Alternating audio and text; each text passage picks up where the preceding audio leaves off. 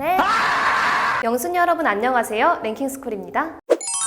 요즘 선크림을 바를 날씨가 점점 다가오고 있죠? 선크림을 바르다 보면 너무 많이 발라 하얗게 돼버리거나 적게 발라 피부가 까맣게 타버리기 일쑤인데요. 얼마나 발라야 할까 싶어 뒷면을 살짝 보면 적혀있는 말은 적당량. 아니 도대체 적당량이 얼마인 거야? 하시는 영순이 분들을 위해 오늘은 대부분이 적당량 잘못 알고 있는 생활용품 탑 3에 대해 알아볼게요. 3위, 샴푸. 수많은 사람들의 고민이 되어가고 있는 탈모 치료제를 개발하면 노벨상을 받을 수 있을 것이라 라는 말이 나올 정도로 전 세계인의 고민거리라고 할 수 있는데요. 이러한 탈모를 피하기 위해 온갖 종류의 탈모 전용 샴푸를 이용하기도 하죠. 그러나 과도한 샴푸의 사용은 오히려 탈모의 원인이 되기도 한다는 사실 알고 계시나요? 가장 흔히 볼 수 있는 샴푸의 형태는 위에 펌프가 달린 형태의 용기죠. 습관적으로 한두 펌프 정도 꾹 눌러 샴푸를 사용하는 경우가 많은데요. 하지만 이렇게 사용되는 샴푸의 양은 적당량을 한참 넘어서는 경우가 대부분이라고 합니다. 전문가들이 제안하는 적당량은 바로 500원 동전만큼 양, 머리가 짧거나 숱이 적은 경우 100원 동전만큼, 머리가 길거나 숱이 많다면 500원 동전만큼만 짜서 사용하는 것이 가장 적절하다고 하는데요. 이를 넘어서는 양은 오히려 두피를 더욱 건조하게 만들고 샴푸의 주재료로 사용되는 화학 성분인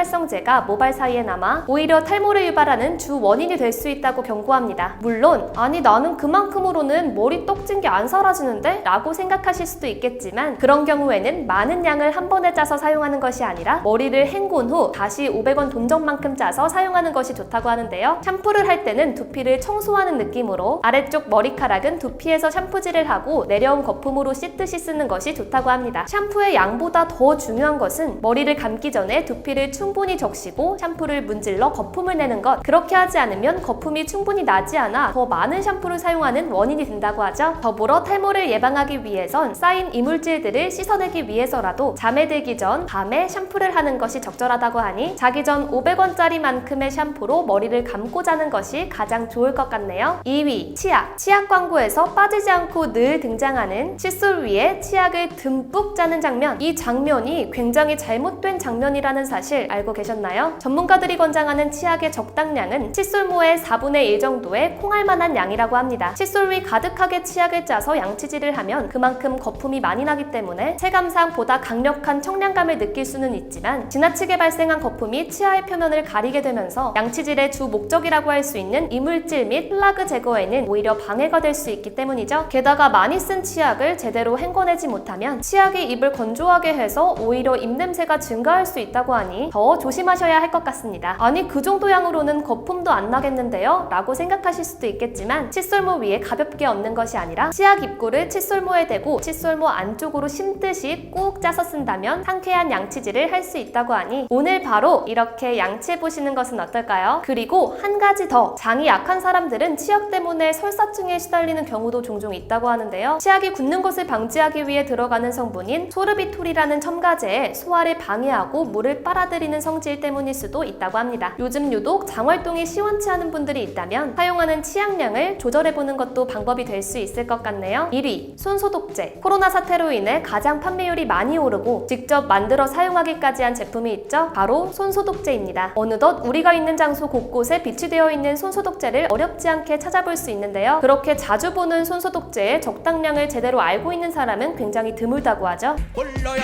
그딴 거 나는 잘 몰라요. 손소독제를 만드는 회사인 3M은 한 번의 펌프량인 2ml 정도를 짜서 사용하라고 하지만 이도 부족하다는 것이 전문가들의 설명입니다. 대부분의 전문가들은 손이 흥건히 젖을 정도의 양을 사용하는 것을 권장하는데요. 그 이유는 건조 시간이 부족하기 때문입니다. 2ml의 양을 쓰고 2분간 완전 건조를 시킬 수 있다면 세균을 없앨 수 있으나 일반적으로 손소독제를 뿌린 뒤 양손을 대강 문지르는 것으로 마무리하기 때문에 애초에 그보다 많은 양을 뿌리는 것을 추천하는 것인데요. 손소독제 2펌프를 꾹 눌러 흥건하다는 느낌이 드는 양을 뿌린 뒤 손과 손목까지 소독제가 모두 묻을 수 있도록 꼼꼼히 문질러가며 사용하는 것이 가장 효과적인 방법이라고 하네요. 하지만 제아무리 강력한 손소독제라고 해도 손톱 아래의 세균까지는 완전히 박멸시키지는 못하기 때문에 손소독제보다 비누로 손을 꼼꼼하게 씻는 것이 가장 안전하고 효과적이라고 하는데요. 손소독제는 어디까지나 간편한 대안에 불과할 뿐 가장 중요한 것은 손 씻기라는 점 잊지 마세요.